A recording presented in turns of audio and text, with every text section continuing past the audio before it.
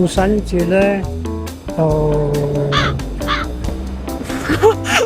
唔太記得。每年嘅6月第3個星期日。出街食飯之後，可能買個蛋糕俾佢咁樣慶祝一下。有蛋糕啦，咁啊錫佢攬佢咯。沒有一定要慶祝，但我有時候會主動的做一些事情，比如說給我爸一些小禮物。好似冇慶祝過喎。都係 significant 啫，係需要噶嘛。男士女士一樣，我覺得。一般吧。情節會比父親節重要，因為畢竟我是我媽很辛苦生下來的。母親節咧就比父親節咧屋企人仲慶祝啲，父親節好少。我老公都勤勞嘅，都有責任感嘅，翻工咯，翻工咁。不過而家唔使翻工。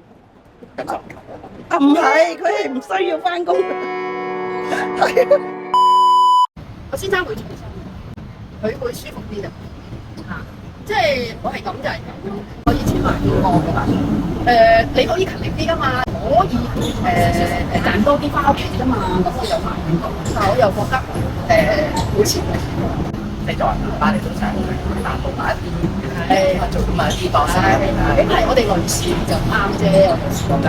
個責任心唔係自己做咗幾多，而係我點樣可以因此我嘅仔女、我嘅妻子係能夠有一個好安全嘅一個生活咧。即係呢個係好無形嘅，每一天去做出嚟，唔係單單話每日去翻工放工，爸爸都可以放假，爸爸都可以去 relax。因為佢比較遲先放工啊嘛，所以就其實平時唔係同佢接觸嘅時間唔係好多。你都會想傾多啲偈嘅。係啊，因為想熟啲咁樣。做嘢都有趁嘅，但係唔多。都大啦，你知做嘢嘅開心其實都大到可以自己解決。爸爸嗰陣，因為年紀大嘅，多數身體都唔舒服啦。阿哥嗰啲就反而退咗休就仲要做多咗屋企嘢，唔係佢 expect 退休就係享受自己人生咯。而家老婆仔女對我都幾好。而家我80幾歲啦，但係而家有時出嚟，屋企人都會有個陪住咯。